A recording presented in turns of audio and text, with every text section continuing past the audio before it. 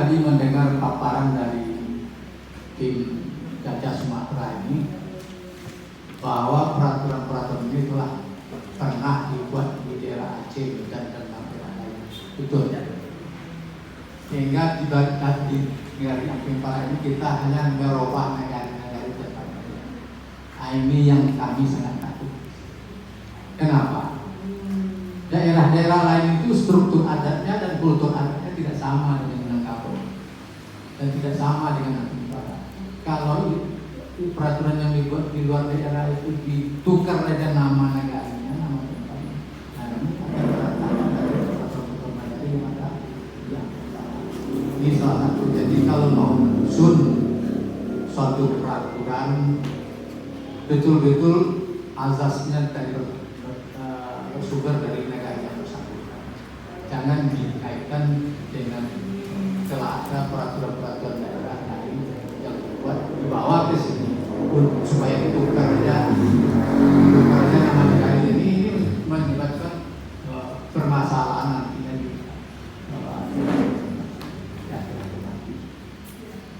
ini salah satu yang kami sarankan. Jadi kalau mau menyusun peraturan negara ya haruslah disesuaikan dengan kultur dan struktur adat negara setempat. Jangan dibawa dari daerah luar. Menyangkut dengan peraturan yang mengatur dengan tata ruang negara.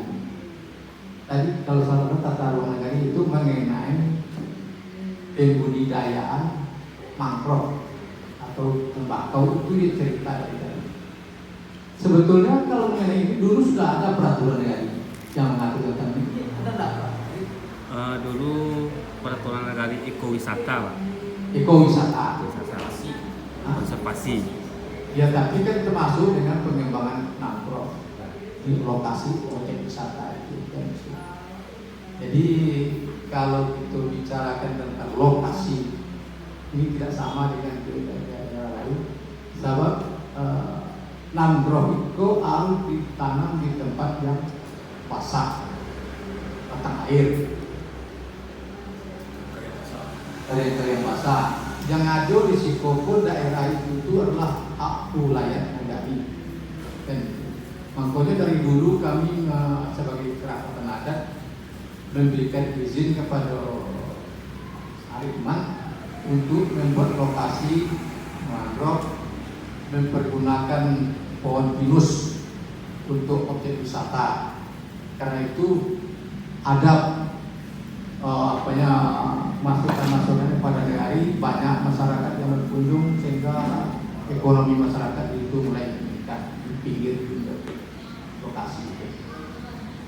Jadi kami memberikan izin itu karena daerah itu adalah wilayah negari.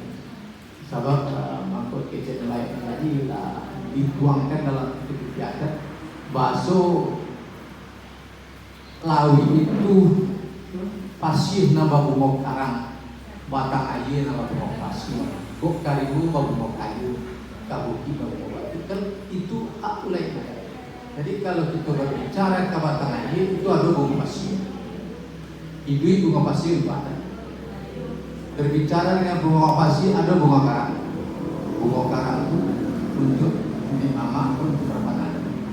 Tapi selama itu kami tidak mempraktikkan itu karena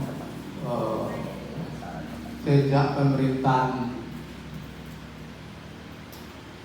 kalau semasuk siapa Bupati Masdar Sesa. Waktu Masdar Sesa memang kami tidak memungut bunga pasir, tidak memungut bunga kayu dan tidak memungut bunga karang.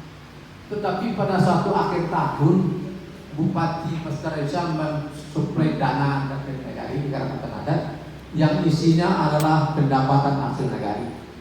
Itu bunyinya. Jadi dari negara Jepara tapi sekian. Dana yang bersumber dari hasil bunga pasir, bunga karang, bunga kayu. Tetapi sesudah itu tidak ada lagi karena ada pelarangan itu dianggap pungutan liar. Sebetulnya tidak bisa dianggap pungutan. Aturan adat itu telah ada semenjak negara kuat. bisa dikit itu pengurusan itu ketentuan adat isi di bagu negeri itu nggak bisa yang itu. Nah, jadi si hubungan dengan Togo jangan nanti peraturan yang di Togo itu jangan sampai bertentangan dengan kaidah-kaidah dan norma-norma yang hidup di tengah masyarakat. Ini yang kami sarankan dalam peraturan negara itu dulunya lado mengenai objek wisata, lado mengenai penggunaan pasir. Nah, jadi hendaknya apa nanti yang disusun di dalam peraturan negara yang baru, kami sangat mengharapkan jangan ada tumpang tindih antara satu peraturan ke peraturan yang lain. Kalau kami melihat program ini memang ada pengembangan daerah untuk masa mendatang, terutama tentunya pendatang wisata-wisata dari luar negeri atau wisata dari luar daerah untuk menikmati alam. Kalau kita ada aturan yang mengurus dan mengelola kawasan-kawasan wisata itu untuk orang tidak ragu-ragu masuk ke daerah kita ini. Jadi kami selaku dari Mama sangat mendukung program-program yang menyangkut dengan pengembangan daerah yang disebut dengan tata ruang, yang dicarilah tata ruang-ruang yang bisa dipergunakan untuk pengembangan daerah. Tapi jangan sampai ada hak-hak rakyat, hak masyarakat yang dikaitkan dengan program itu. Nanti akan timbul menjadi masalah, timbul perkara segala. Jadi itulah saran-saran kami pada tim pembentuk peraturan negara tersebut. Tadi awalnya kami menerima surat undangan itu tadi memang nggak berpikir-pikir.